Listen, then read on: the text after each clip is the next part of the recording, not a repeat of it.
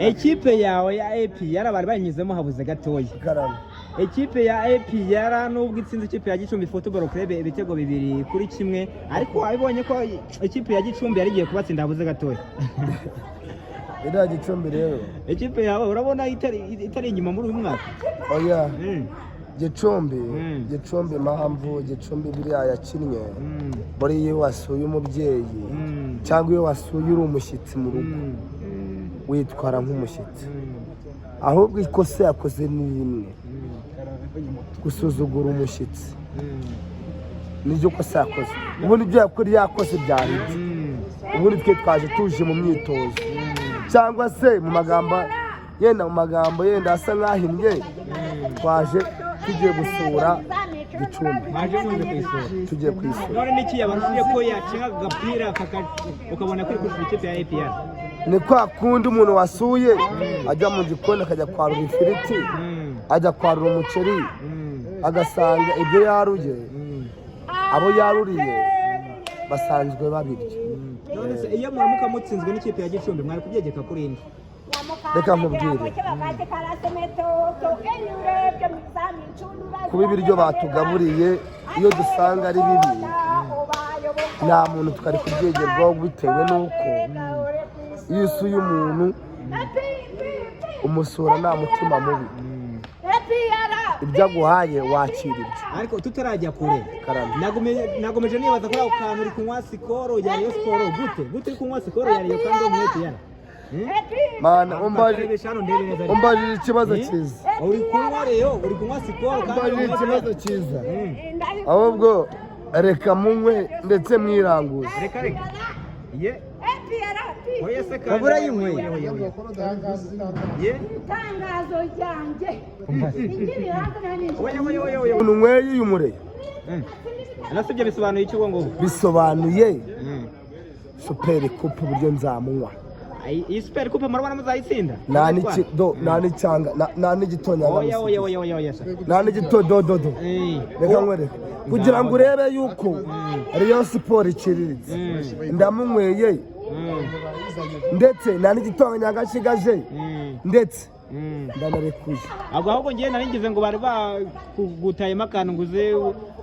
uzane kantu ka sikoro nyine bakwereka werekane ko uri umureyo wamaze kwinjira muri Rayon. Kereka Imana imfashije bakamuza n'umuvugizi wa Rayon Sport umuntu umukangurambaga w'abafana ba Rayon Sport byibura bakamuzana wasiri ngo dutere penalty. Mana yanjye we urumva ako kantu nje rutangaza nge ndabatangariza wasiri ngo mutere penalty banyita intore y'umurashi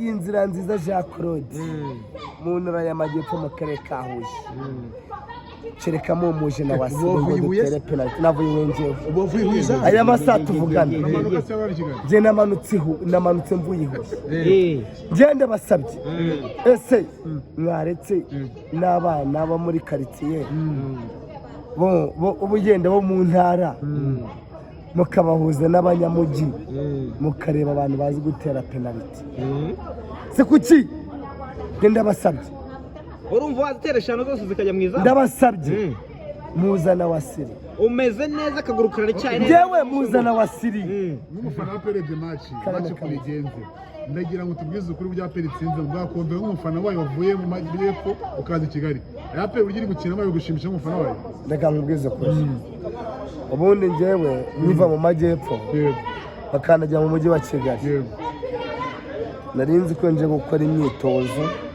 cyangwa se nje gusura nka murumuna wanjye cyangwa se marume murumuna wanjye cyangwa se marume kwa bitekerezaga ni ko wabibonye Gicumbi canze umupira hano uretse mbabwire nkimara kugera mu rugo rwa marume cyangwa se murumuna wanjye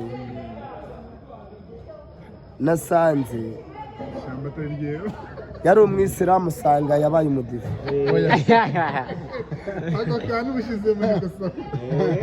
urumva wahageze ibintu biguhindukira nimara kuhagera nasanze ubona nzi ko ari umwisilamu yarabaye umudive urumva asigaye asenga kuwa gatandatu honyine ndagasinzira ndyama nanjye nyimara kubibona kuko ariko byagenze nawe sinahise mpindura ingoma zahinduye imirishyo ndavuga ati rero kuva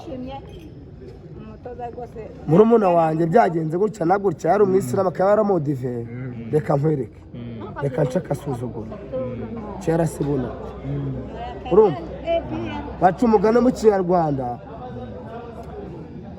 umugani mu kinyarwanda urumva uretse